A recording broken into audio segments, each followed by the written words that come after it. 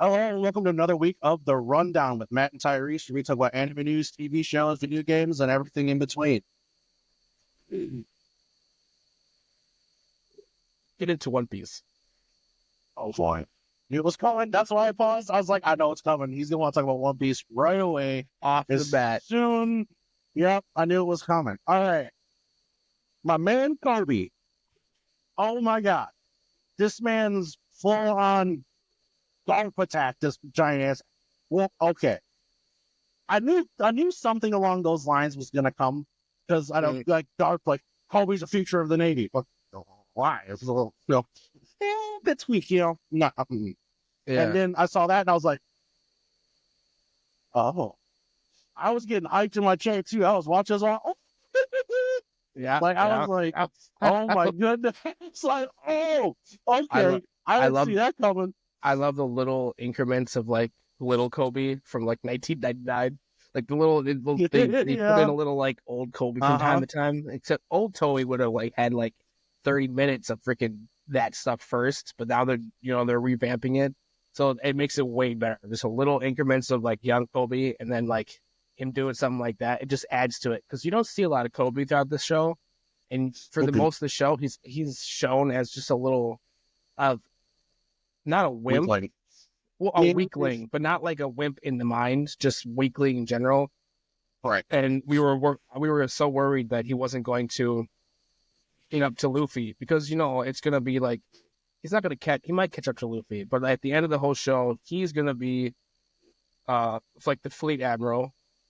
10 years down the road, 5 years, whatever they skipped to, he's fleet admiral. Luffy's pirate king.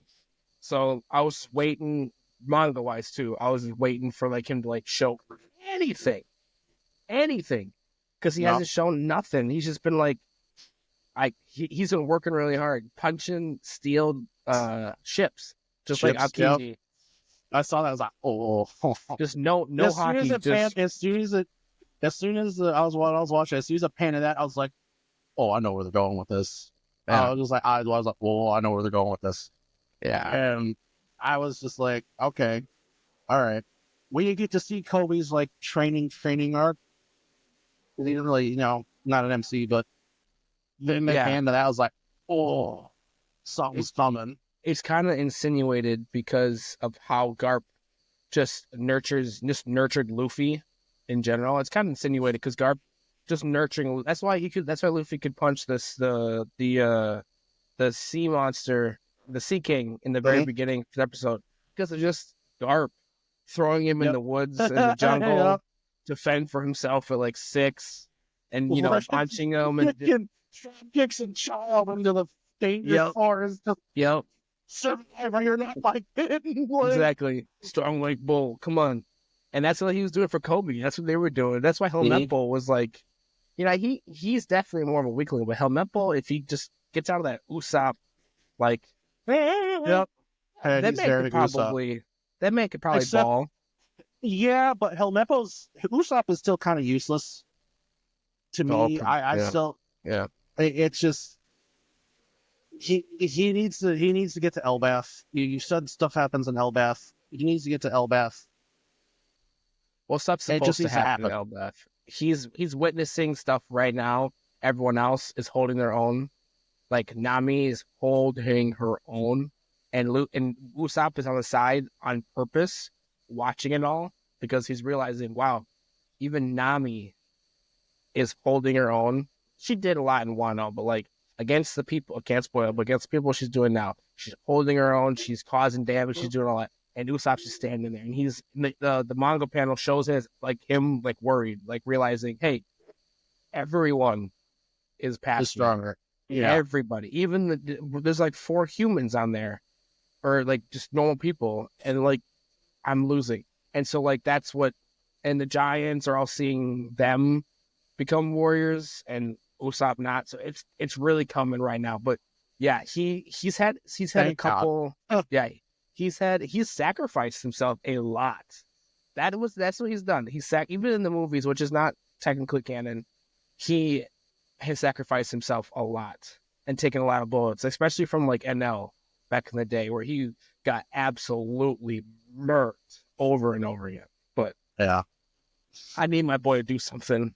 Yeah, I told you, man. I was it needs to happen soon because he hasn't done anything. He just hasn't. And he's just been dealing with cannon fodder the whole time. The last thing he did was against Sugar in Dressrosa, and that was so long ago. Yeah. All right, back to Helmeppo. Helmeppo, on the other hand, to fix his hair. Yes, one, two. He is actually surprising. I didn't expect him to keep him in that long. I honestly didn't expect him to keep him under Garp. But I kind of like that they did, because I have a feeling his character progression to this point, like as soon as Garp said jump, they were all just like, "Oh, Sama!" Like they're just this list, And Helmeppo was no exception. He was right there with like immediately as soon as he saw that Kobe was in danger, got you, bro. Like took an exploding cannonball to the face. Like he ate it, and his character progression it's coming along nicely in the flow. It's just a genius, but it's coming along nicely to the point where we can see it definitively because of his early actions, middle, and now we're kind of at the middle. We're at the meat and potatoes now. We're getting into the thick of it with the lore with Sama. Knew something like this was going to happen. I was like, as soon as there was devil fruit powers, I was like, oh, there's some immortal running everything. There's got to be. Like, there's got to be. I was like, all this, Nika, Gama. Okay, yeah, this man is a rubber band, and there's someone that's living forever. There's got to be. Yeah. And as soon as I saw him walk up to that throne that no one's supposed to sit on and split his ass in there, I was like, I knew it. How big is he? I knew it. Huge. That's the huge problem, because when he was next to the hat, in the frozen straw hat, he was tiny compared to it. And then in the big throne, he was big, but he was a lot smaller than a throne. So correct. There's a big debate on if is Emu ginormous or is Emu like average, because sometimes he looks really small. I think Emu's on a different plane of existence. I don't think he's the true sense of immortal that we would consider to be immortal. Like just me, like if it was me, for instance, just I'm, basic immortal fat ass, right? No. My theory is if I went and became immortal, but then at the same time everything about me would change, I think that's what happened to him. He didn't keep his normal form like I have my normal form here. However he became immortal, his form changed, and I think he's formless now. I think that's just the form he chooses to stay in, because at some point he was a human. It was verified that he was Saint Emu something 800 plus years ago to the kingdom of some place. He was a human at some point. Now, clearly not. Or he is, but he's formless, like the 5 elders. They go from being humans to just demon form, like real quick. You'll see his demon form. I think they all did that. They all choose as 5 elders. I think they could choose to be whatever form they want, the younger version of themselves or whatever. They just choose the elder forms because they're the 5 elders, so that they look elderly, wise, blah blah blah blah blah. I think they're just as old as Emu. I think they're Emu's most trusted advisors. That's my going theory. That's my theory on it. Because Dragon, Yvonne, and Sabo, when they were talking about it, they were all just like, it's been theorized that there's a way to become immortal. It has been said. And obviously it's true. Obviously it's true because of Emu. So now how that came to be, I have a feeling ties directly into the Void Century. 100% it has to, because one, he still has ancient weaponry, and he used that on Lulucia. He used it on there, and Dragon confirmed it. Basically, he's like that. Then there's no way that's got to be. Now we've confirmed for sure they have ancient weapons, and Robin confirmed that they do still exist. That makes sense. So I have a strong suspicion that like the underground air. What was it? Wasn't Fishman? I think it was Wano. The area that was underground that was flooded. That was one. Right. Wait, yeah. So they showed you that basically, there were civilizations underwater. That was right. They showed it. So basically, my going theory, or what I personally think, you probably know more than me because you have read the manga. I'm an anime watcher. I was late to the party, but my going theory after watching all of that was, all right, five elders and Emo, they're immortal beings from the Void Century, right? Somehow they found a way to become immortal, and I think that way, the way they found it is very closely tied into why they call it the Void Century. I think that, one, I don't think they were alive the entire Void Century. So why go back 100 years farther past before they were even, alive? Just cancel out the Void Century. My theory is like, by some mysterious means, like, the land of the gods, right? There's God, if there's, you know what I mean? Gods, devils, thieves. There's got to be some kind of connection there where there's like a void that they had to enter, or a void they had to access somehow in order to access immortality, or they met the god of the void or something like that, and that's how they got their immortality, and it's like a homage to how they obtained immortality. And I have a feeling, for some reason, I don't know why, I just have a strong feeling that everything is going to be tied to Shanks and his lineage with the gods. I have a strong feeling. I have a strong feeling it's going to be tied back to that. With Fingerland. And, I have a strong feeling it's... Yeah, leader of the Oily Knights or Royal Knights, or they're called. Yeah. I have a strong feeling that's all going to come full circle, and then we're going to get a huge knowledge dump. Because someone that Emu and them thought was dead isn't going to be dead. And we're going to get a huge info dump. Like we did with another thing. King Cobra. Mm-hmm. And his assassination. How he's Cobra D and Vivi D. And I forgot about that part. They share that moniker. And I don't know why that's important to Luffy. I never understood why Luffy needed to know that. Unless he's trying to insinuate that Luffy is a descendant of Alabasta. It descended from the D, descended from like one of the holy families, not necessarily the D, because they're not all from the same holy family. So that lineage can go back to all that, yeah. And that's why the D is represented as an enemy of the gods, is because of what happened all those years ago, which we will figure out. But whatever family that had represented with the D did something to Emu or his family or some family, and then probably a big war, battle, something like that. Joy Boy is somewhere in there.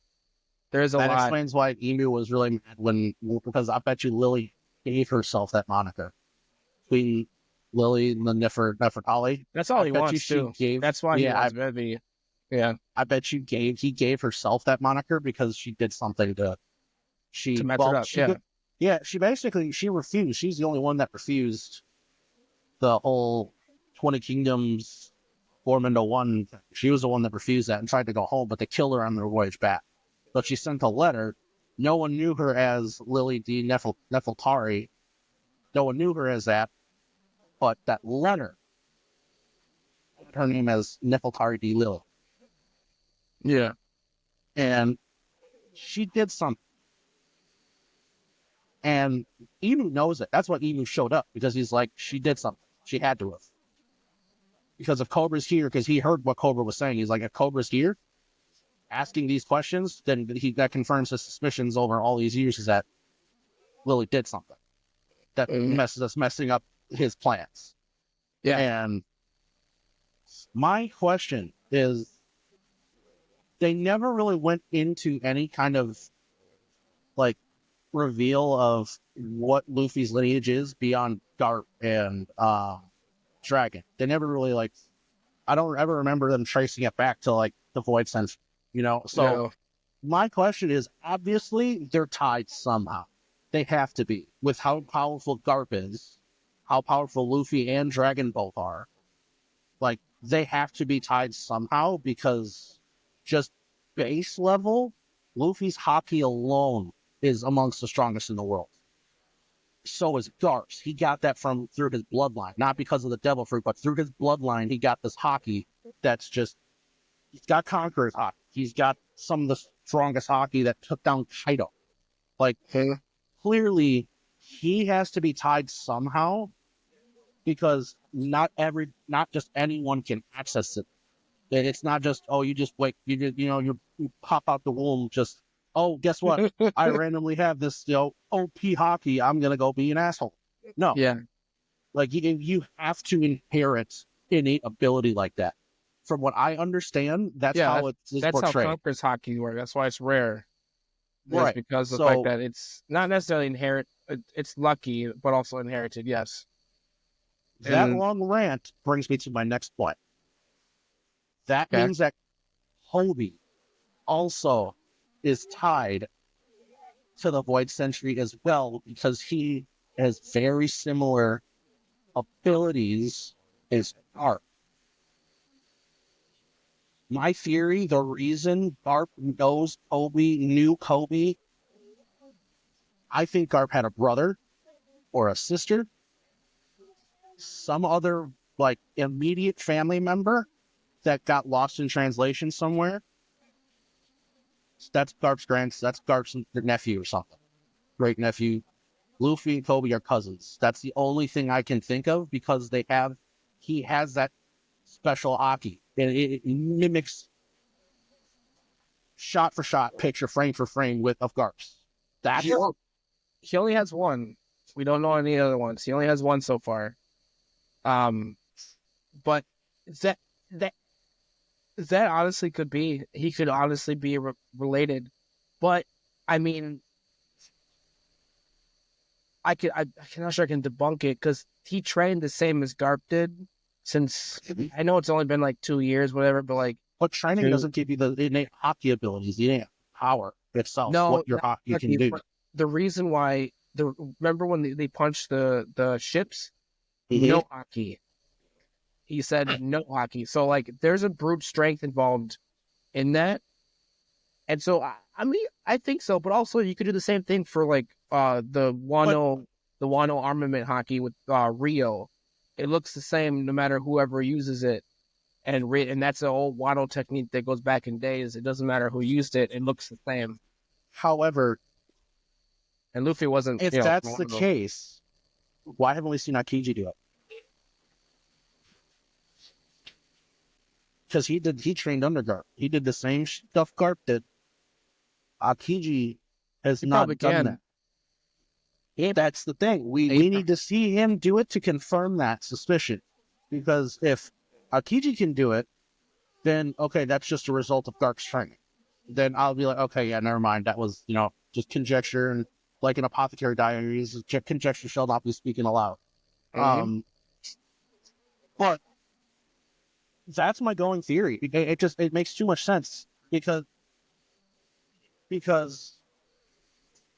again, hockey ability, everybody has the ability to access base level hockey. But to match the very specific Galaxy Impact, Honesty Impact, are the shot for shot, it's the same ability. That only happens to those where it's passed down. Inherited. Inherited, not in the sense of inherited as in bloodline, inherited as in teachings. That's something that's very popular in One Piece is inheritance in general with Master to Sensei. Everybody has it, inherited will, all that. So it could, because in the title it also says inherited lesson as well. So it could just be Oda being like, I just want you to put these two together by inheritance. Like I want to be like dad. Kind of thing. I know there's so many ways for the bloodline thing. I feel like makes the most sense. I feel like because Oda's got a lot of explaining to do, and bloodline between a lot of people. I don't think he needs to focus on that. Well, he does. Well, he should at some point. At least with Garp. Honestly, that's what they should do now, because I was talking about it earlier. Egghead's not continuing until April. Mm-hmm. They're going to go seasonal. Thank God. That means beautiful today's animation when all hell breaks loose in Egghead. Real yes, sir. Jakuma's flashback. They better do hour-long episodes too. They better. It better not be 20-minute episodes. They better do seasonal hour-long episodes. Because we're getting into the end, the thick of it. I want to see hour-long episodes. That'd be cool, at least to get it up to where Egghead. Well, we're out of Egghead now, so I mean, I guess to bring it up to speed with manga. Well, I think that's partially why they're taking this break too, is to go seasonal and to let Oda and the manga team jump farther ahead, because they are catching so far behind. Mm-hmm. But actually, I see. Don't forget about Dragon Ball. The new show Dragon Ball Dynamo came out last week, and that's Toei too. And you can see the animation. You can see I watched it. You can see the animation beauty of that as well. So like, you just do Dragon Ball Daimo for a while, and then you go back to One Piece. Let that have beautiful animation, and then other team does Egghead for the next 6 months, and then releases it. They're gearing up here, and the problem is we could talk this whole episode about One Piece because of how much was dropped in the last 4 episodes alone. Garp's second punch, I gotta say that. Garp's second punch in this episode, where he gets back up and just goes for it. I was like, dude, you freaking animal. After getting stabbed in the gut with a katana, and then have them twist it, and then you just go, well, I'm okay, let's keep going. Yep, and just goes ham. And then he just dies laughing. Speeds. He dies laughing like a bee. That's another thing. Did he die though? He was being frozen, laughing at the time. Even in the manga, it's not even a spoiler, because even in the manga, he doesn't confirm he's alive or dead. He is frozen though, and so he was technically probably thought he was going to die. People have been frozen by him before, and then they were able to thaw out. They were fine. Yeah. Unless you kick him over. Kainu's not going to do that. No, but someone else might.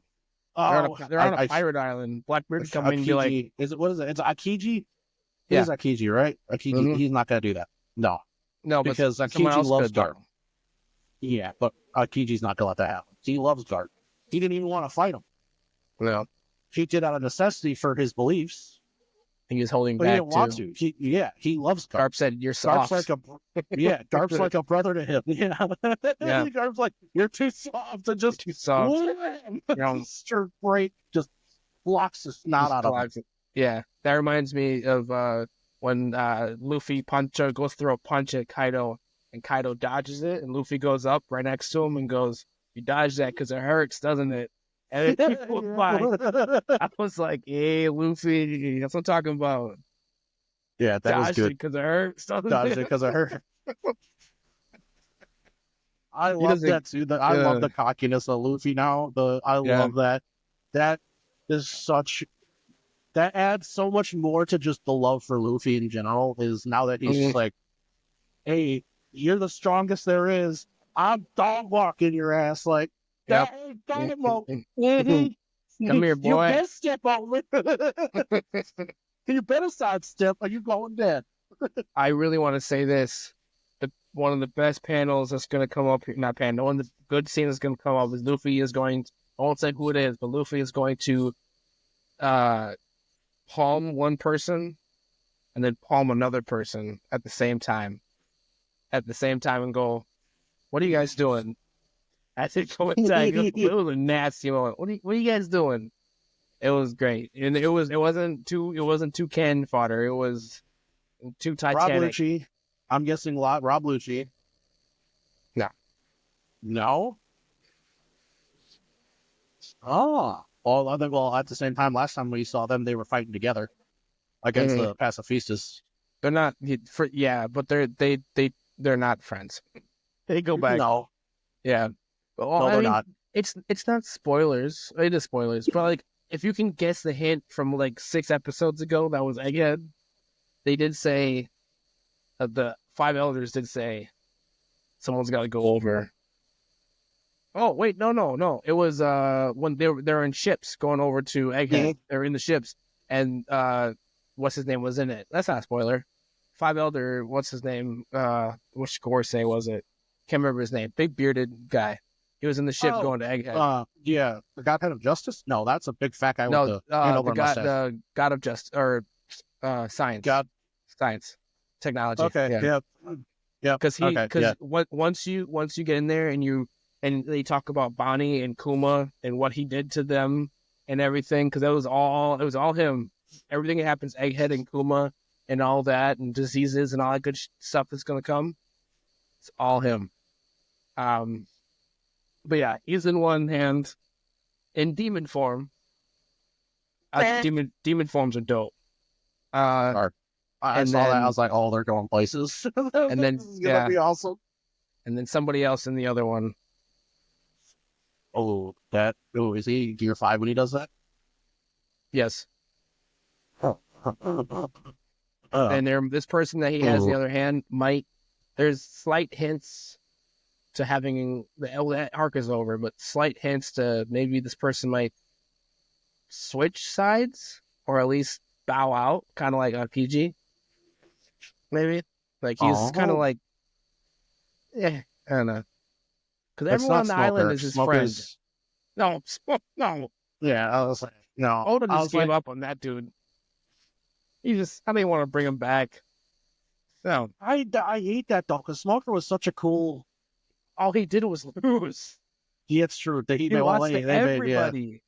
Yeah, they made him lose. Smoker was such a cool character, though. I love Smoker. If he comes back, he better come back with like a beast. Correct. This whole time skip, everything. He better have had like extensive training to come back and like just start walloping people. I can agree with that. I want that. Oh, if it's a Navy guy, then it's who would cheat it? Not a Kainu. This is a real One Piece nerd fact that can get you. Sentomaru is on the island. Do you remember Sentomaru? I think I do. The big sumo, little guy with the big old axe with the pacifistas. Yeah. Oh, he's on the island yet. He's on the island, yeah. He's on there. Yeah, because he was one who has primary directive to all the pacifistas. Yes. So Sentomaru's there. He's also not that. He's on Luffy's side. But there, if you go back to, if I give the arc away, it's gonna give it away. If I go back to Sabayoti, he tells this person, he calls him Big Unk.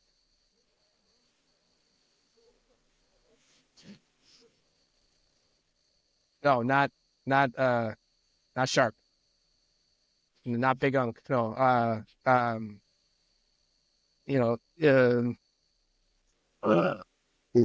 What's his name?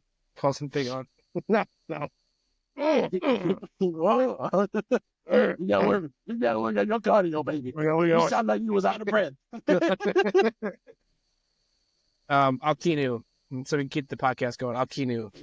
Yes, Alkinu in the other one. Why did I feel like that was? He's the pew pew laser guy, right? Or no? Yes. Yeah. Yes. Okay. But his 1v1 is with Luffy is pretty good. It's pretty good. I saw that coming too. I don't know why. If it was just a nonchalant, he just did not give a fuck. Like in any scenario, he just didn't. He just didn't care. It's just the bad circumstances. That Egghead is where the truth comes out with the elder that does all this, has all this stuff. But also, Vegapunk is Akinu's not Akinu. Not Akinu. Yeah, Akinu. No, what's his? Akinu is the I nickname thought for. I thought Akainu was Akainu was the Kuzan. lava guy. Nope. Kuzan, yeah. Kuzan's still the ice guy. That's his real name. Aokiji is his admiral name. Okay. Well, So yeah, I thought Pew Pew. Akainu was Pew Pew guy. Yeah. Pew Pew guy. Pew. Vegapunk is his friend, and Sentomaru is his friend, and Bonnie is his friend. Or yeah. Okay. So it's a lot that goes on. That makes sense. But Of all the admirals that would switch side, that makes sense. no, to be honest, because Kinu's back there just being a little turd, just be like, you gonna get him. I'm gonna sit here. You what go a get him. try. You go, yeah. But it's just just a Shikamaru of admirals. You go do it. Yeah, pretty much. That's why I was like, he doesn't want to be here, and I think there's a good reason behind it. Yeah.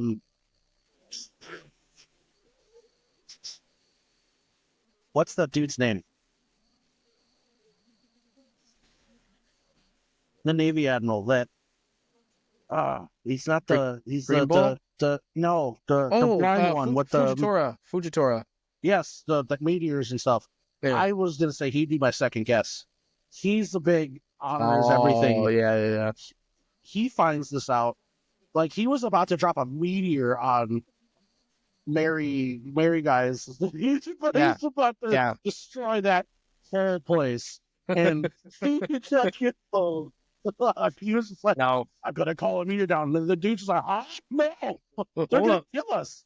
We don't have Mihawk here to slice it up. Yeah. So I thought he would have been next because he was already just like, screw the Celestial Dragon. I'm gonna drop the meteor on him. Yeah. Like, that does not think.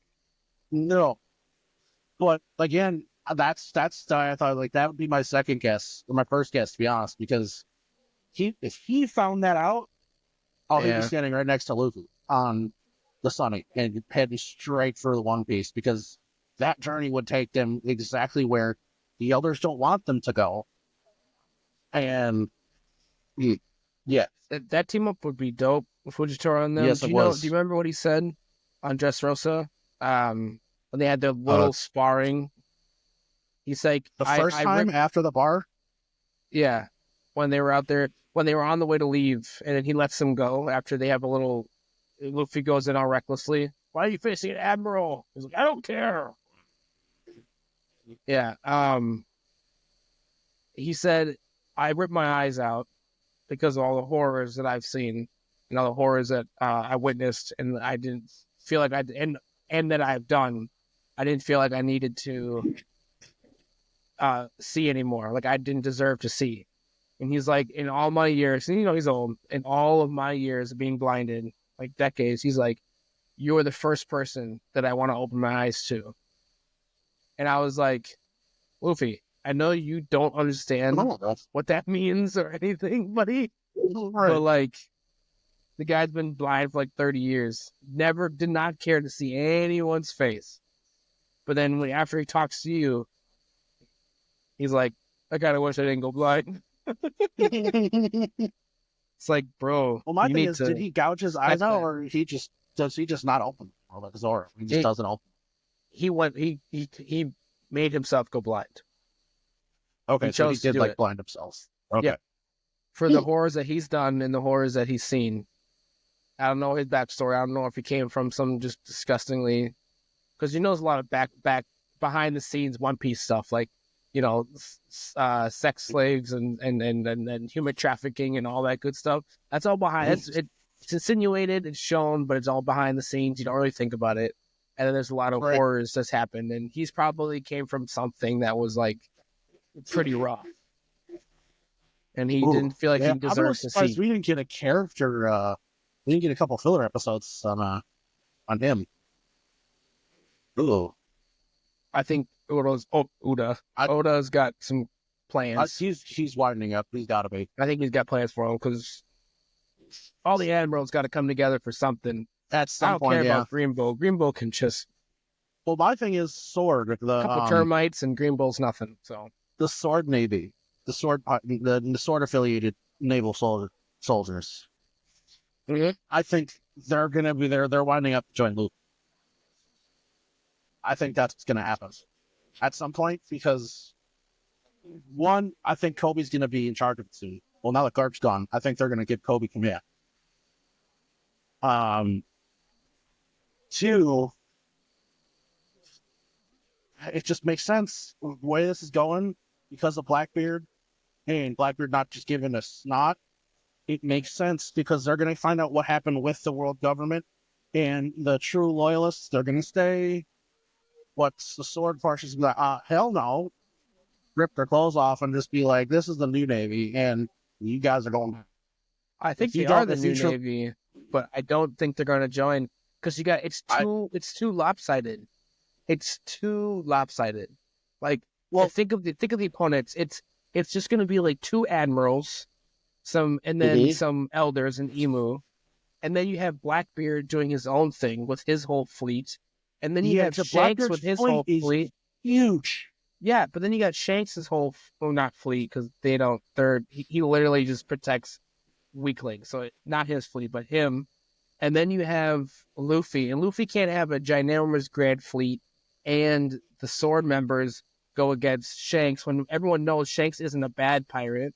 So you're going to be fighting Shanks. You're also going to be fighting Blackbeard. And then you have all these elders and everything. I think it's too many, like, sides. Like, someone's got to lose. And then it's just, like, overwhelming amount of one force to, like, the elders. You got to make Emu massively strong or something. He is extremely, like, crazy That's what they've strong. Alluded to already, though. Well, yeah. And then he has ancient weaponry that can take out an island within the span of 5 seconds. You're telling me you can't just do that in the open sea? No, that man's... Well, just Blackbeard and those two together is already a global force to be reckoned with. Because, you want to fight back? Okay, guess what? You're not going to fight anymore because your entire civilization is going to be destroyed in a matter of seconds. Well, thanks for playing. Have a nice day. You're dead. Like, I think... What? Well, Blackbeard is the final person. I think Emu is going to either bow out or something. Because so far, his only objective is Vivi. That's it. Well, that's the only one we know of yet. Exactly. With so their right other now, objectives, like everything that the Navy's right now, it's the everything hide. the Navy's it's the hide doing, secrets. Though. It's just the hide secrets. It's not to it's gonna kill pirates and hide secrets. And Blackbeard's like open secrets and give me One Piece. So I want Blackbeard to go face Emu. That's what I want. I want Blackbeard to face Emu, beat up Emu, and then go fight Luffy. That's what he's going to do. He doesn't. Blackbeard's not going to be able to beat Emu. He's not. He just isn't. Emu's old. He's immortal. Emu's old. He's immortal. I think he can still die. He has a corporeal form that can take on any shape. Is he? No, he has one shape. He has one shape. No, he had. I think it's a woman too. He's tall and lanky. He looks like a silhouetted the asparagus from VeggieTales. That's what he is. He's just a tall, lanky little guy. That's how he's always been shown. Oh, but he's taken on multiple forms because when Sabo threw the fire at him, he turned into a giant tiger thing that ate the flames, and then he turned into a freaking arrow, and traveled from the throne all the way to the other end of that whole throne room to stab cut Sabo while he was carrying King Cobra. Some mythical falcon or something. Even so, he's not the final protagonist, so he will be defeated. It will be Blackbeard, and just because you can live. Also, you gotta remember he hasn't fought anybody in 1,000 years. He's literally just been alive. So I think he's just living, and it's Trafalgar Law's devil fruit, I believe, is the only fruit that can give you, if you know how to work it right, it's the only fruit that can make you immortal. That's why the whole government wanted the Apple no Mi. That's why Doflamingo stole it, and that's then why Trafalgar Law stole it, and then ate it, and then, yeah. But because he had the disease. I think he's just living, like being immortal and just living. See, that doesn't make sense. Well, it does, but doesn't. Yoda did it. He just lived to be a 900 years old, and then he was That's slaughtered. because his race could. His race can live to be 900 years old. Maybe baby Yoda isn't a baby. Baby Yoda is 80 years older than Mandalorian. Exactly. Like, so that's what I'm saying. I'm saying is maybe the fruit provides him to just live long, but doesn't mean he can't be killed with a knife through the heart. That's the thing. I don't think that's the case. I think he is by true definition immortal, because that wouldn't make sense. Because if he ate a devil fruit to become immortal, nobody would be able to access that devil fruit ever again. Well, there's a lot of physics being messed up in order for the devil fruit to rematerialize. You're not wrong, but at the same time, he has two. And Vegapunk said devil fruits were created off of the wishes and needs of what people wanted all those years ago. They're not from like, it's what the nature gave people that wanted it. So like people were like, I really want to be invisible. And then all of a sudden, boom, the invisibility fruit came from somewhere. There's more to it. So all Emo had to do was be like, give me the immortal fruit. And then get it. And then eat it, right? Take it. And then do some weird Blackbeard stuff. And then be like, I also want the another devil fruit of the earth or whatever he has. But in the only thing that debunked that is when Blackbeard first encountered the Straw Hats, Sanji, Luffy, and Zoro walked by them. Wrong. And Nami. No. Zoro, Luffy, and Nami went by. Oh, I thought they were all there. Okay. Anyways, Nami said something. Nami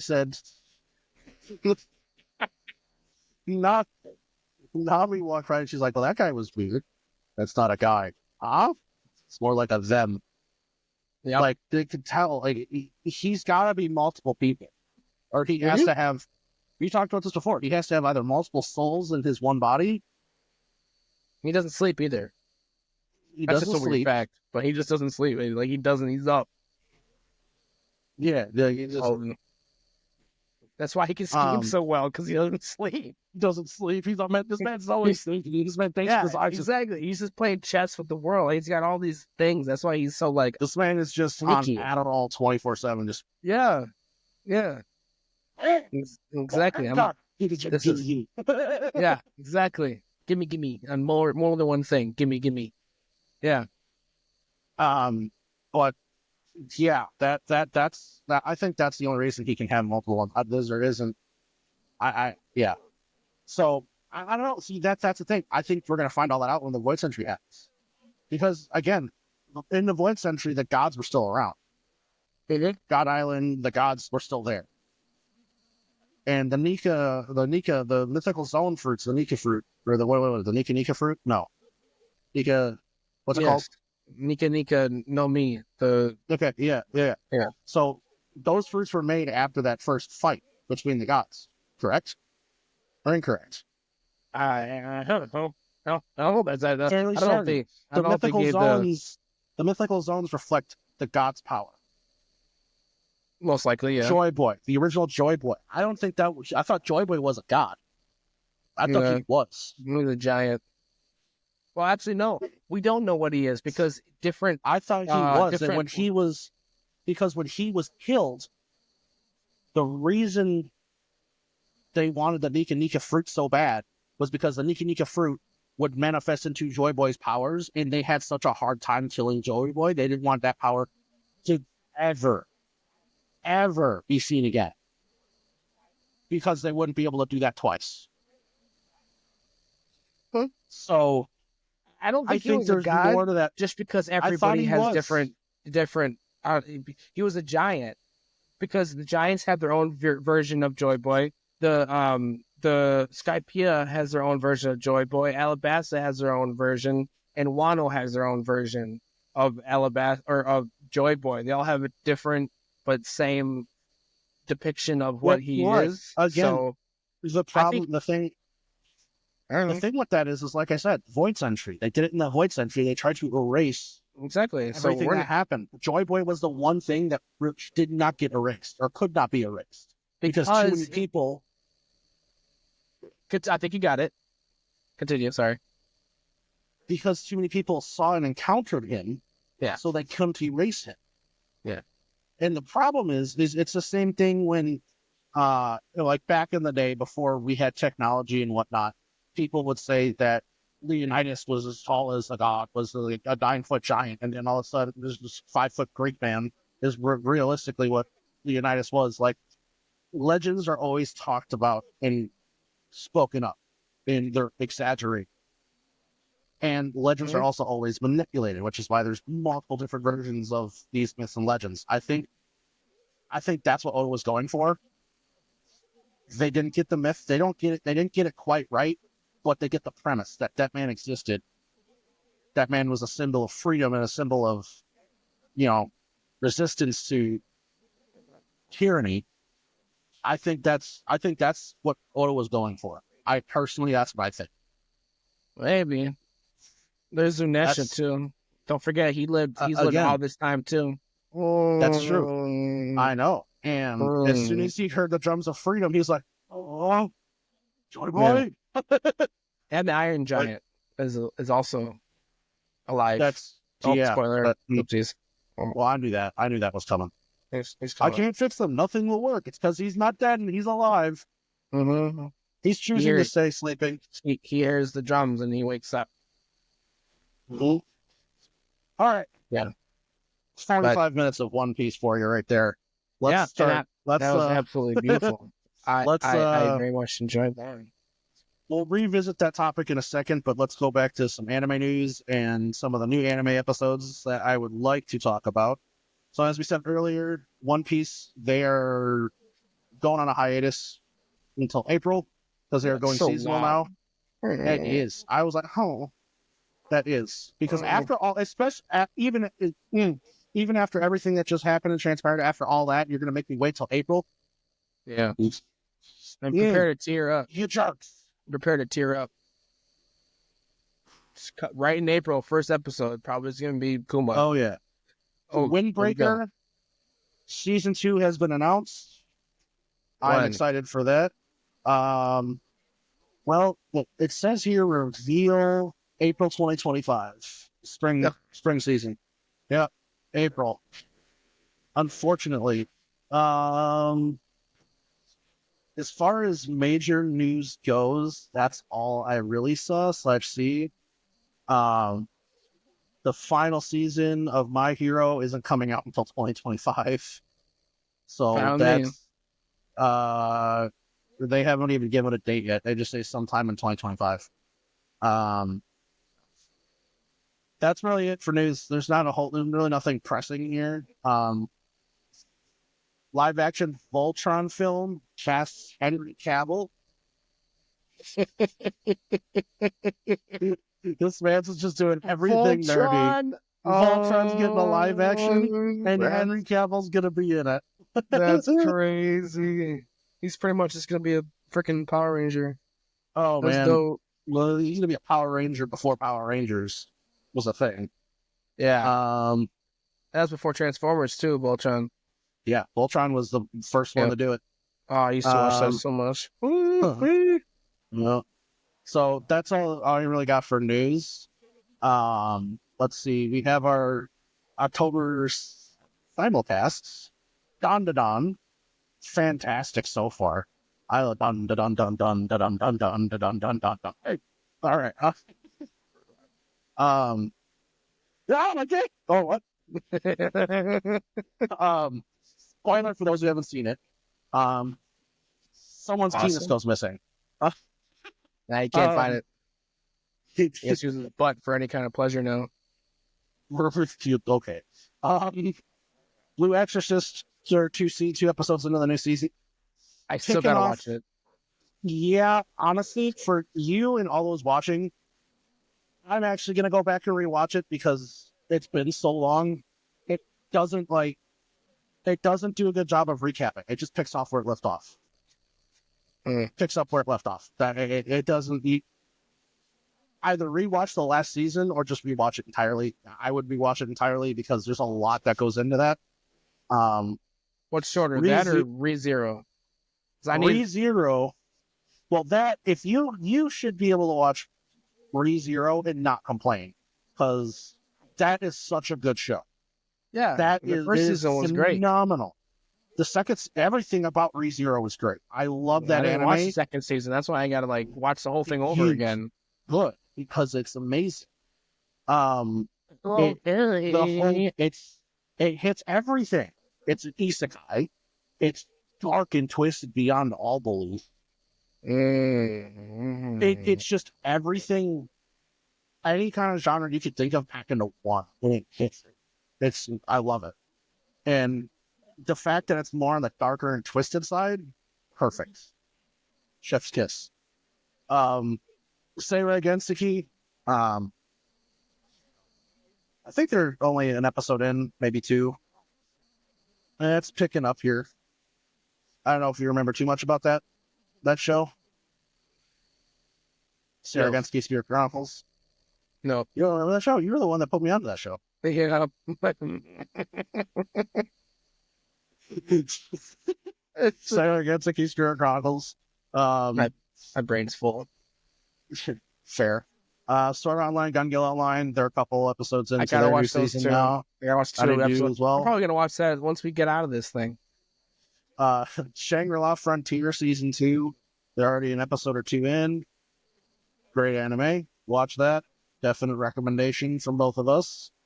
Fairy Tail Hunting Requests. I'm fairly certain they're going to be done here soon.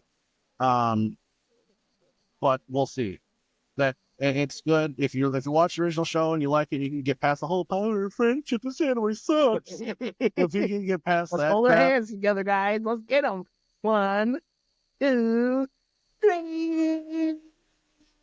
That's not what happens. Let's go home and have ramen. That's not what happens. Jesus Christ. First off, Natsu's power is not his friends make him stronger. He thinks that's what his power is, but it's not. His is the dumbest cannot create. I'm going to fight, and as I fight, I'm going to get stronger. No, that's I hate you.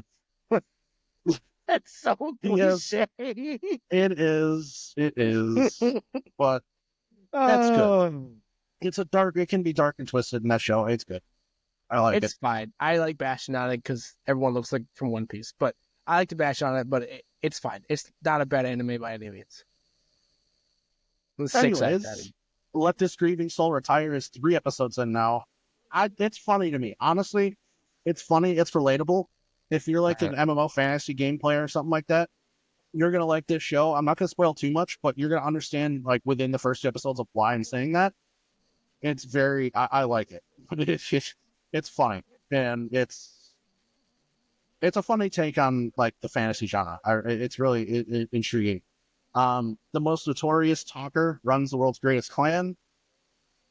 So far, that honestly is stop. Listen, so many isekais, so much stuff. No, it's not an isekai at all. It has the wrong name. It's not an isekai. Isekai? Nope. What? It's not an isekai. It just has a long name. Okay, what is it? So it's about this guy who comes from a family line of adventurers or seekers, as they call them in this world, and in the steampunk magic run universe, his grandfather was known and notorious for being the strongest seeker ever to live, or the strongest adventurer ever to live. And he wanted to be just like his grandfather. And then his grandfather passes away in like the first episode by getting cut in half. And he wants to be the strongest seeker or the best seeker there is, like his grandfather. He wants to be even better, known more than his grandfather was. More than James Potter? The problem... shut up. The problem is his grandfather is of a warrior class. He's the strongest class of all the seekers. He is the talker or the support class, which is he's more like a floor general. He's not really there to attack. He can, he's not very adept at attacking, but he comes from being able to buff people by giving orders and buffing his he's team. support in League of Legends. He's I support. give you shield. I give you buff. And yeah, he's Okay. support. He's the chess master. So he has to find a different way to get there because he can't be a word. He can't be anything other than talk. So I like the twist they're taking on. I do, because they're taking on this more of like a chess piece, like a chess game with him as the king. And they don't make a direct correlation, but he's basically a chess master, like a puppet master. That's about it. A puppet master. And it's very dark and twisted already. He already sold 2 of his members off into basically slavery because they stole his money and tried to run away. And then they caught up to him, and then he caught them, sold them into slavery to recoup the money that they stole from him. So it's dark and it's good. I like it. That's going places. Other than that, Goodbye Dragon Life, not for everybody. I'm not even sure I'm fully into it. Man. The healer who was banished from his party is in fact the strongest. Another non-isekai with a really long ass name. It sounds like an isekai. It probably is because they don't they don't die and get reborn to a known world. Doesn't mean it's not isekai. Those feel the one you said before also feels like an isekai. It's not though. That one's okay. It's starting off kind of slow, but I like where they're going with it. Other than that, of the new seasons, I haven't really picked up on any of these other things. They're kind of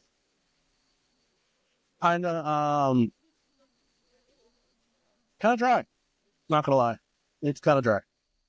Okay, Rurouni Kenshin. Yes, those 2 episodes are good. I really like those episodes. I'm very excited for the rest of the season. Dragon Ball Daima is the first episode is good. I like it. It kind of I don't remember where it takes off from, but it's like this. It's Goku and company were living peaceful lives when they suddenly turned small due to a conspiracy. When they discovered that the reason is for this may lie in a world known as the Demon Realm, because you already had the God Realm when Dragon Ball Z Super and all that, and now you have the Demon Realm. A mysterious young Majin named Glorio appears before them. It's not too bad. Like the first episode, I haven't watched much Dragon Ball, and I was like, you know what? Glorio. Glorholio. I'm not calling you anything other than that. Glorholio. They do a cool recap kind of in the episode. The Demon Realm, they watch over like everything that's happened in the world so far. So they watch like Boo come back, or the first Boo, he kill what's his name, Android, whatever. Then Boo comes back, and then they show Frieza and all that good stuff, and like all the Demon King is doing, which is a very small dude. Demon King's like this big, and he's just watching them and everything, and like apparently they like Ultra Instinct. Yep, apparently he was the one putting him in there and stuff, and so like it's not an equal take, it's continuation, but like I like it that they're kind of all along. We're putting some characters in the original storyline from behind the scenes, and they're like, I can kill them. Well, and there's more than just the 7 Dragon Balls. There's more than just the ones where there's the Demon Realm and the God versions and everything. And so right now they're using the Demon ones. I like it. If you like Dragon Ball, please watch it. I gotta say this. Don't look at his facial expressions. Blue Lock, it's good so far. It's good. Wallpaper City, I'll tell you that. It's good. Did you see the video? I think I accidentally sent it to the group chat instead of you guys. Yeah. Shonen soccer. I'm sorry. Cool. It's well animated soccer. Oh my god. It's dope. Right at the field. Freeze. And we're gonna have some kind of crazy ability that's just gonna make this ball go everywhere into the hole. And then it's all realistic. No, you gotta understand. It's all he now he has a power that could stop it. Now he's talking. See, now he's talking. See, that I was gonna let it go. I was continuing on. No, it's not like it's normal soccer. Nothing is out of the ordinary. Nothing's crazy. The characters they're trying to figure out their special like abilities, right? Their powers, which is just normal soccer. One guy has really good ball handling skills, but can't shoot very well. One is super fast, but doesn't have good ball handling skills, but can pass really well. It's normal, like life, like people that could like figure out their, I was really fast and I could strike, but I couldn't pass playing soccer. So like that's all it is. It's just Well, they they amp gotta it do up. something because how they're not gonna go multiple seasons of just They already have. It's a, it, I can do it with fire. they're trying. I have the water ability to stop this ball. Not the water ability. It's not shown in like that. It's just the ability to be quick thinking, and all his shots are normal. They're normal straight shots, couple curves. The whole analyzing, it's a whole chess game. They show chess stuff and everything. I got to go here because this guy's been here. It's really good. The point of it all is Blue Lock is the facility that they're at. And it's a bunch of like 16, 17, 18-year-old guys that are going there, and it's competing to be one of the strikers for like the Japanese professional team. Like they're going to be the Japanese team. So it's a bunch of guys. Only one can come out of the Blue Lock in the very end. But it's a really rigorous, huge facility where there is the rules are really hard, and I may be slightly downplaying it a bit. People get kicked out all the time. I know this is for them. People get kicked out all the time. Like it's like you the beginning, it's like one shot and then you're done. And so like, and also good thing is the Isagi, the protagonist, is he loses a lot. That's one thing. Arms are heavy. Okay, all right. He loses a lot. He's not as OP or strong. Does he? Did he lose himself? Yes, he. God. All right, you don't need to die. I like seeing him. I don't like seeing him lose. He's very average. Like, and the guy just called him out on that episode. He's like, you match everyone else because you get pushed to your limit, but by yourself, only get one shot. But shut up. But by yourself, you're average. And she was like, oh. I'm assuming he never lets go. All right, Blue Divide, Bill Divide, not too bad. I might drop it because I don't like all that weird boo-boo Yu-Gi-Oh crap. I did but because of that. It's all right now. I know, what was it? Henshin has dope soundtrack. Did you see the 2 episodes? When he sliced that bridge, he went, and then the whole bridge went and broke. It was like thunder. It was dope. And like the soundtrack, the soundtracks sound it was really good. Same with, you should audition to make sound effects for animes. I should. Mine all sound better than One Piece's anyway. Okay, I gotta say this one last thing. I was getting annoyed like Kobe's running. I hate the noise of the sky, the Sanji sky jump thing. Boom, boom. When he did that, it was like boom, boom, boom, boom, boom, and it would not stop. As he was going up towards the thing of the end of the hand, over and over. I was like, yo, new sound, bro. Yeah, and then it got faster. Like a whoosh. Yeah. Oof. All right, I like it. The kid show cartoony shit. I know. It's totally, bro. Make it look annoying. Cooler too. And it's half the sound effects are from Dragon Ball in the 90s. They're all old. It's annoying. Sanji's is fine because Sanji's, it's quick. It's like he only does it like once. Like every fight, you don't see him do it very often because usually he can jump high enough. But like once, done. Kobe's make it okay. Make it like how Garp when he did his jump. Yeah, that sounded like more of like a sonic boom. Mm-hmm. Make it sound like that, because scientifically, in order for a human to be able to do that, that's what it would sound like. Make it sound like that. Yeah, it's a crash sonic boom. It is. And then one other thing that actually annoyed me too was how much Kobe was flailing and Yes, falling. that That was too annoyed me. long. That was a little Yes, too it long. was. When he first started doing it, I was like, because in my mind, I'm like, the next panel is not the flashbacky stuff in the background. That's extra cool stuff. But the next panel is him punching. So I was sitting there watching it. And I was like, oh, here we go. Here we go. Huh? Oh. And then it went to like the blue Just background. flailing, just falling. Yeah, and the blue background and like dragging it out a little bit too long. I was like, okay. Come on, Toei. Come on, you can do better. Yeah, all Honestly, the I other think it was. flashbacks were good except for Yeah, that one in particular. Do it when he first initially falls because the animation was really good and he was like flailing and that was good. But then yeah, that but blue falling that screen, long, yeah, that was. I was like, yeah, To that a annoyed certain me. point, you hit terminal velocity, and then you just keep kind of flailing, and then you kind of your arms rip off it. It's That part, that last little chunk, that definitely, I was like, oh, I was annoyed. I was annoyed. I was just like, is this gonna end? Is he do something cool? Then I was like, okay, that yes, punch. Oh, that's so nice. that was great. I'm so glad. I cannot wait. I have nothing in the manga has shown Kobe, so I have no idea what he does next. But I'm very excited to see him come in. He's still going to be frightful. People don't forget that. Just because he did that punch does not mean he's going to come out with his arm. Because that's not Kobe. That's more Zoro or Sanji. That's not Kobe coming back out and just busted through like a thing.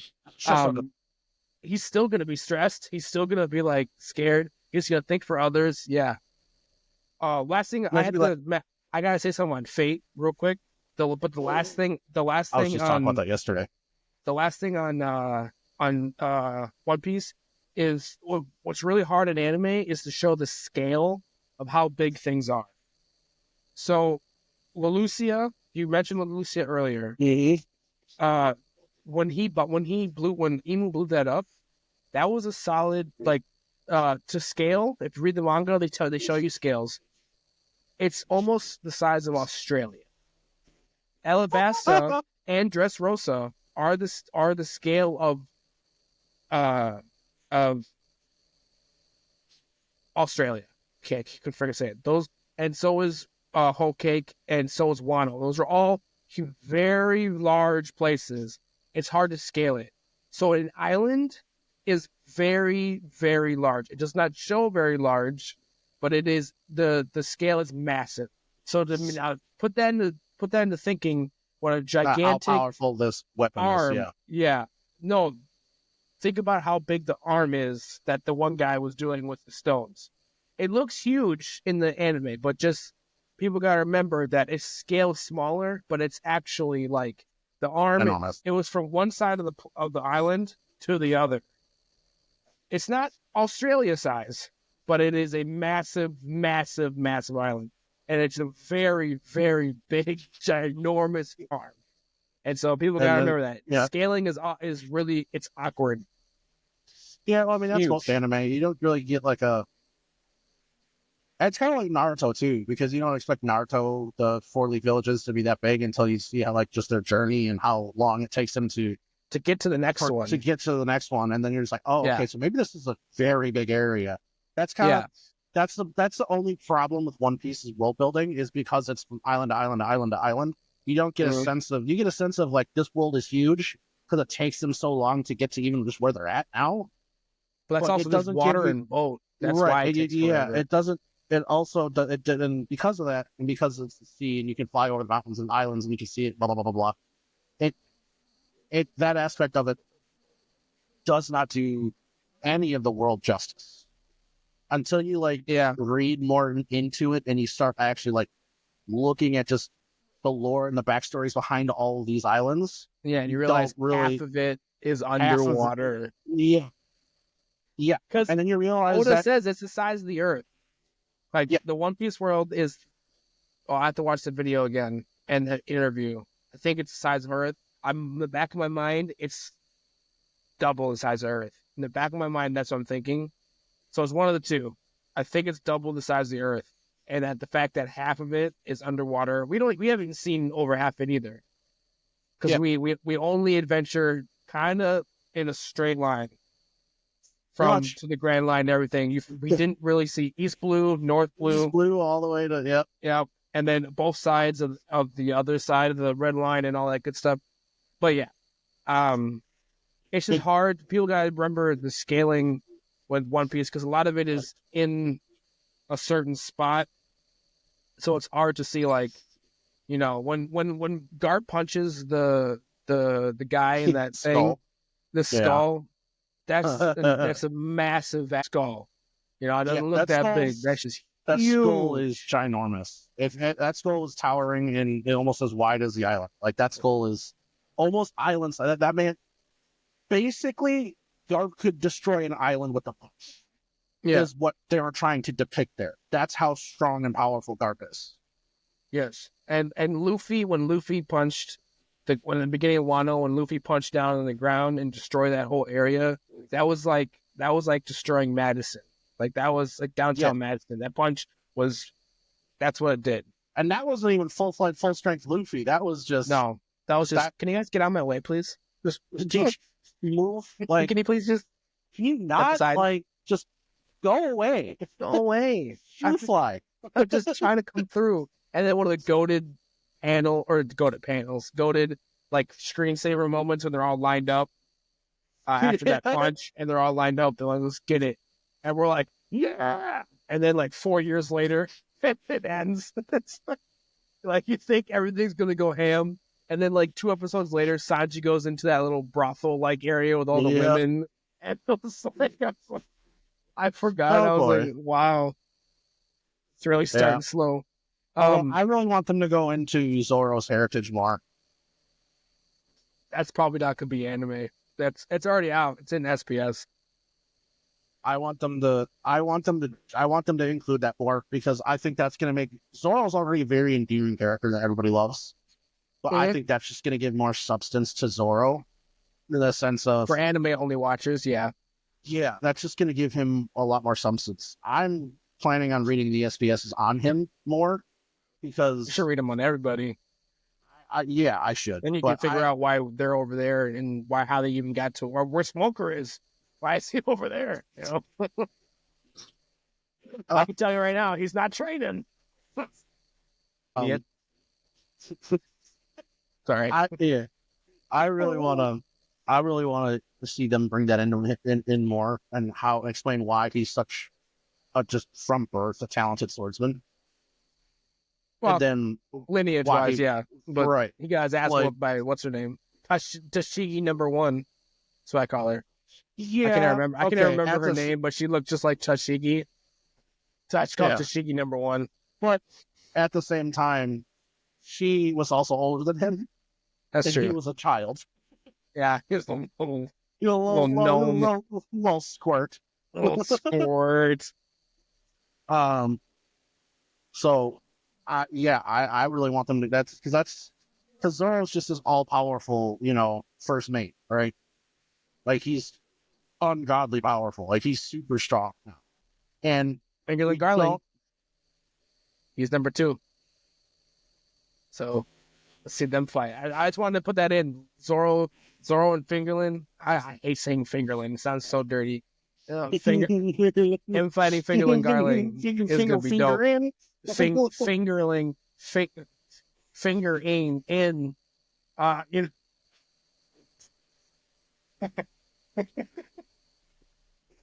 gonna just call him FG. Why does it smell like fish over here? What? I'm gonna have FG and him fight. That's coming up here probably, but yeah. Okay, I gotta say this thing about Fate, but I want to say what I really, really hope for Zoro when the time comes when he faces another really, really good swordsman, not king, but like an actual swordsman. I really hope they go back to 2005, 2006 Zoro fights back in the day, plus with the Taki stuff he has now. Because I have a feeling it's just going to be one big charged up attack, and then cling, clang, clang, and then someone else does one big charged up attack. Wow! And then I want, like, what I want is, like, JJK style, like, Ching, ching, ching, ching, ching, ching, ching, Right. ching. I Like wanna- swordsman stuff, plus Right. like everything else, all your whole arsenal. I want I want to sword see them. fighting. Yeah, I want to see all that like in rapid succession, not just only you know. I Yeah. want to see like all those uber powerful attacks. Like Yeah. when they set stuff up like that, and right now it leaves them perfectly to like that sets them up perfectly to depict the gravity of a fight. When we see all that happen in rapid succession, when he's fighting like Mihawk. Yeah. Like when he fights Mihawk, I want to see all that in rapid succession just to depict how strong these two swordsmen are. That Yes. they're attacking this strong, but they're Start also breaking ground. defending attacks equally strong. That's what I want. And I want to see when Hawkeye and when Mihawk and Zoro fight again, wherever they're at is getting leveled, completely leveled. We've already seen Mihawk just one shing, just straight line everything in its path gone. We've already seen him do that with just one swing of a sword. Zoro, same freaking thing. We've seen it. Yeah, he My pulled fear the whole big thing out in Wano. Was like, and then the whole clip came out. Whoa. Like, this is a nice sword. I said, oops. All right, continue. I really, that's what I really want to see. Is I want to see them accurately portray the gravity of the fights that are going to take place, because they did a great job they did it perfectly with Gear 5 Luffy and Kaido. Perfectly. Yes. That's how it needs to be done, not the final attack that won the fight. I get that. You know, the giant fist and punching them through the ceiling, like perfect way to end that fight. But leading up to that, it wasn't every panel he makes a fight. Sure. Yeah. No, it was he learned that he couldn't do that. Yeah. Jumping off a lightning. And then exactly. And chucking them. Exactly. Yeah. Like that was perfect. Like that just shows just how strong he is in that form without doing an uber powerful attack. Like his base level of strength, this man's just bouncing off of lightning and hurling lightning bolts at Kaido. And can turn everything in his surroundings into basically rock. Yeah. And that's perfect. They are moving in that direction, and I love it, because they even did that with Garp in this last episode. It wasn't and like 15, 20-second frame. And it wasn't, Yeah, he was going in there. He was freaking chucking icicles right back at him. Right. He just went in and just said, "I'll see it back there." Yeah. Like, just right off cuff, both of these guys just duking it out like Naruto and Sasuke hand-to-hand combat. It was perfect. Yeah. They're moving into that. Right before they went to Giants and everything slowed down and they just doing one big attack to another. And that is why I like Sanji versus Queen ending better than Zoro's versus King's. I like the visually of Zoro. Everyone was like, to Zoro. I like it. But Sanji Queen was like the anime. You know, it was nice. It was clean, and like that showed that he got defeated. Zoro's was just like it was beautiful, but his was just like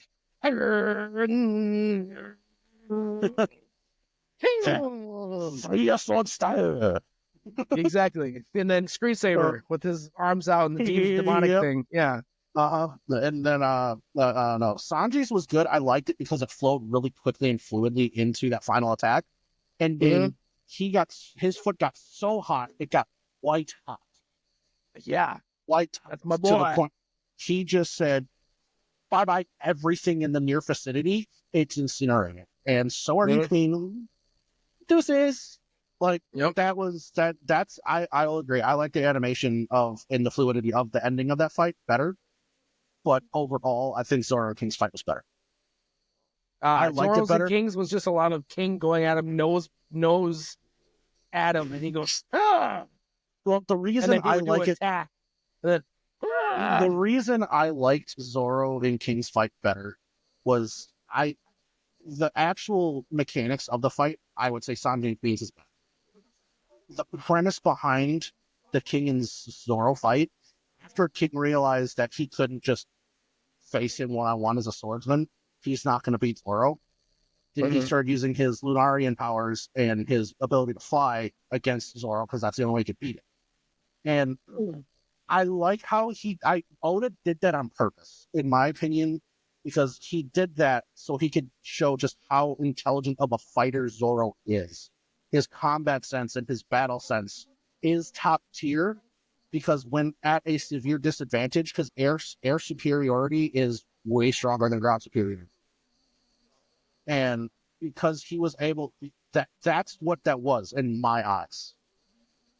It's a calculated attack that took out a stronger opponent in their element. Okay. I think that's what that was. I think that was more to paint a picture of Zoro's combat prowess and just how intelligent he actually is, rather than the pictures of this man's just closing his eyes and getting lost every other episode. Like that, that's what that was. I think but yeah, that's just me. Could the fight have been portrayed differently or been more? I still, to me, I like it better. I just, the meaning behind it. Although Sanji's latent abilities, when his powers, his daddy tried to give him as a baby, finally, he's gonna be something special. When Wayne came in and hit him in the head, he just went, that didn't hurt. He was like, I'm confused. So what? Why didn't that hurt? Yeah. Dad. No, this means I can save more women. That's what that means. The first time. Okay. We're at a. Okay. If for anyone that hasn't seen or wants to continue on, watch Assassination Classroom because I am enjoying the hell out of that. That is just such a fun anime. Like it's not even like that serious. It's just, well, I mean, they got to kill him, but like, it's funny. It's just fun. Like literally, it really isn't, but it's good. When they broke when they broke the ceiling, when the one guy was like, what do you say? He said something perverted, and then the other guy was like, "Wow, you haven't said anything in the whole series, and that's the first thing you said." I laughed out loud because it was like, the guy. It's like they know they're in a TV show. Like that's the first thing you said in the series, and that's what you choose to say. Something perverted or whatever, some random dude you haven't seen when yet. The female teacher comes in and then she tries to trap him in the shit. Yes, yeah. He chain gets her. It's like, what did you do to me? He's like, I gave you a makeover and I had some fun along the way. Good Lord. Yeah. Oh my gosh. And then she comes out all ruffled and he's like, I had to do what I had to do. I was like, and they're like, and they don't mind that, kids. And I was like, did you just fix what? What did he just okay. Anti-Anonymous is going crazy right now. Yeah. I was like, all right. Okay. She wasn't mad about it. No, she wasn't. She looked the exact opposite of mad. Exactly. She was all like, oh, I haven't had that from a man. Fate. Last thing. Okay. Fate. I've seen Fate Grand Order, the first one. I don't remember what it was called. It was Fate Grand Order something. I'm watching the Babylonian one now. Again, okay, first off, it's Fate, and the fighting and everything, as usual. But the sound, I turned that sound bar up because it's like the Fire Force thunderous noises and everything just makes it so much better. What's Fate First Order? I watched First Order, Fate Grand Order First Order. That was one episode. That's because that's an hour-long one. You don't know these people, like the girl with the shield or anything, unless you watch that one first. So then I watched Babylonia, or I am worth it for anyone that hasn't seen it. 2 seasons. Fate is where the new style animation started. Yes. Watch Fate Zero, Fate Unlimited Blade Works, Heaven's Feel 1, 2, and 3 if you can. You have to buy those; they're not available anywhere. Yeah. And then watch Grand Order. However, I would argue that you should watch the Grand Orders first, because those are the first instances of what happens. You'll understand what I mean once you watch it. Technically, that's the first instance of the whole premise of the show. Watch Grand Orders first, and then do Fate Zero, Fate Unlimited Blade Works, Fate Heaven's Feel, then Fate Apocrypha or whatever it's called. I haven't seen that one yet. I heard it was okay. Yeah, that one's good. I would watch, because the good thing is a lot of these are movies of like an hour, not movies, they're like an hour-long episode or 30-minute. Like I'm looking right here, Fate Grand Order of Moonlight Lost Room, 30 minutes, one episode, just one episode, 30 minutes. The second season of the Babylonian one is an hour-long movie. That's all it is. First Order is an hour. Like half of these are like that you want to watch just an hour. It's not a full season you got to commit to. It's just an hour. The ones you got to commit to is Stay Night and Zero, and the first season of Babylonia. Apocrypha is good. It's one of the best.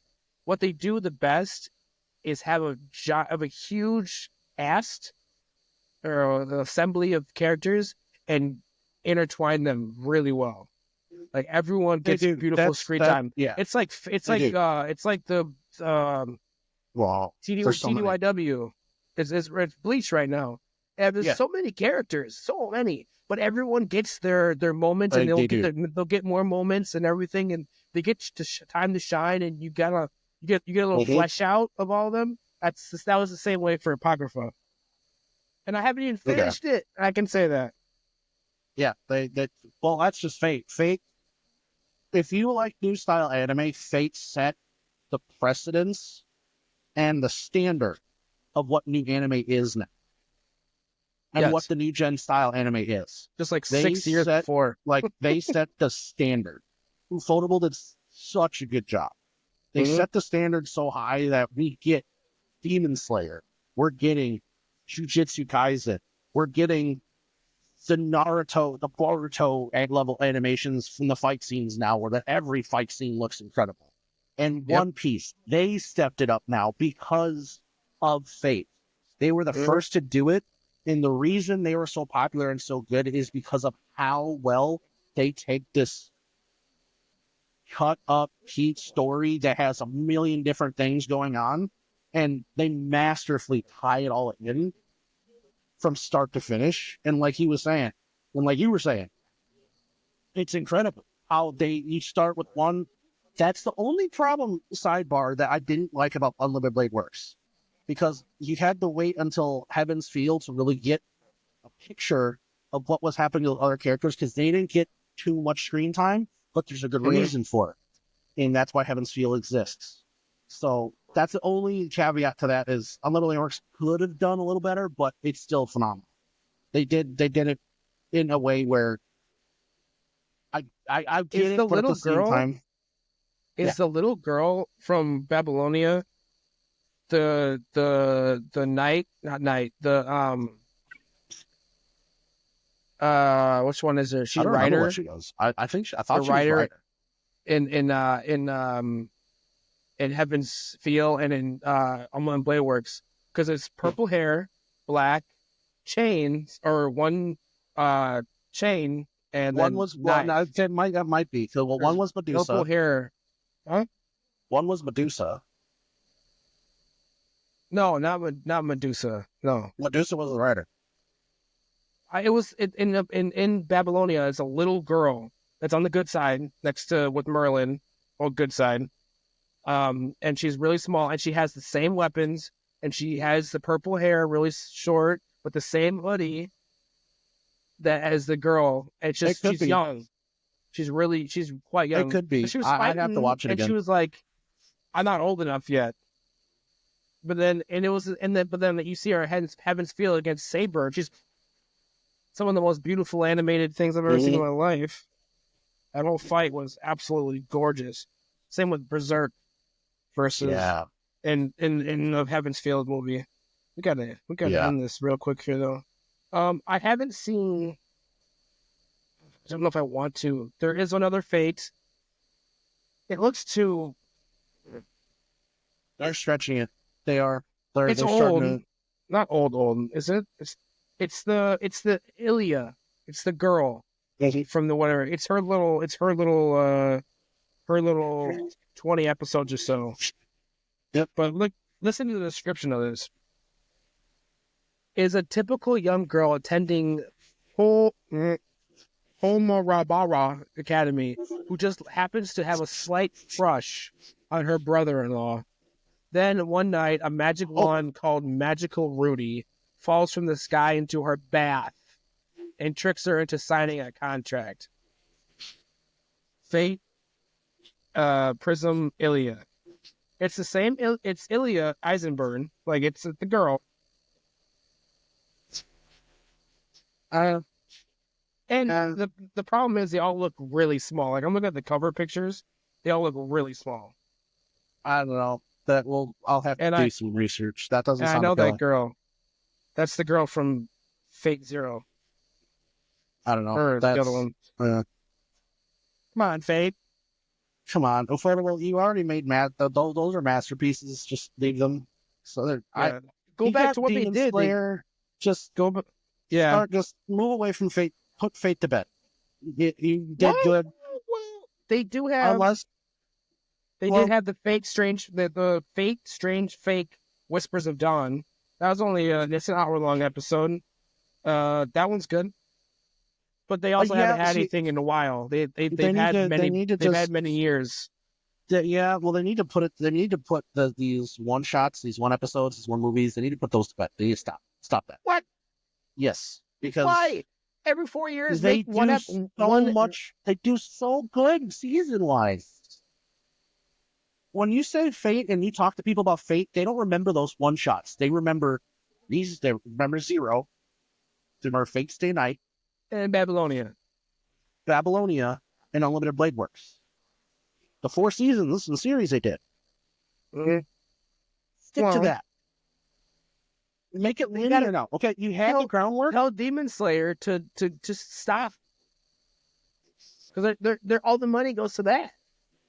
They're like one studio people. They're like one show like type of people. That's why they make them so good. They need to stick to. I think they need to stick to series wise. I do. I will always say that because in one episode, are the episodes good? Yeah, but they don't. The whole premise of Fate is the fight for the Grail. That's the whole premise of the fight, right? It's this long, drawn out puppet master chess game that it just they're known for just taking a story, tying fractures of information together to make a solid just storyline. They're known for that and how good the fight scenes and animation is. I want them to stick to that. Right. I want them to put out on either a prequel again and go and start making the storyline leading up to why the Holy Grail War ended. I want them to piece it together, because you started here, right where it's about to end, and then now we went way back here at the very first. Okay, Gilgamesh, from what I understand, is in every single Holy Grail War.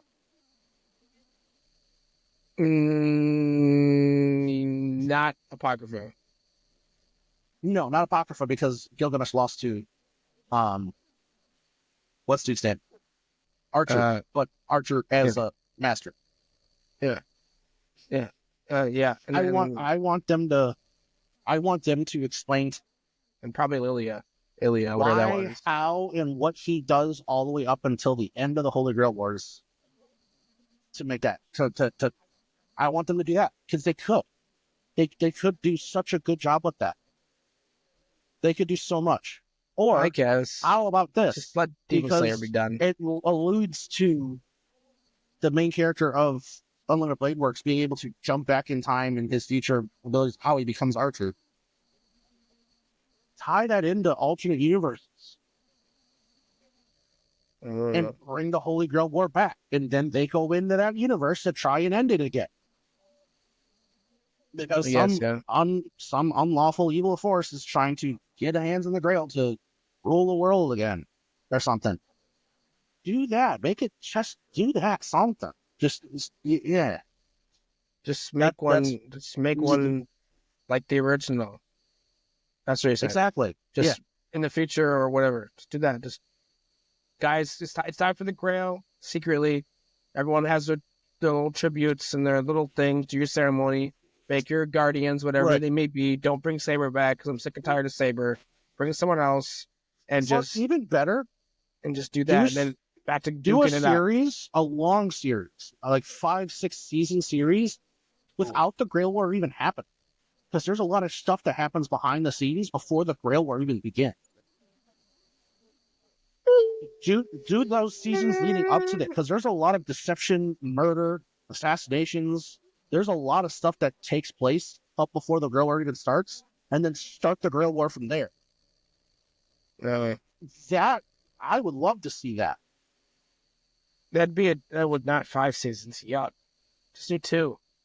First season lead up, second season do Grail War. 3. You could do 3, and you could stretch the Grail War out because you can stretch any of these Grail Wars out for multiple seasons. I would do 3. 2. Because the first season is going to be explaining who all these factions are, what all these factions do, what happens betwixt these factions. And the second season will be, okay, now we have a good idea who's going to get their crest. Okay, now this is where the assassination game starts. And then you have that leading into halfway through the season when they get their crest and their servant. And then that's when the Holy Grail War starts at the end of that season. I can see that. I can see it happening. But yeah. All right. Wait, it's long one. Yeah. Thank you for tuning in to the rundown. Are you entertained? All right. Bye.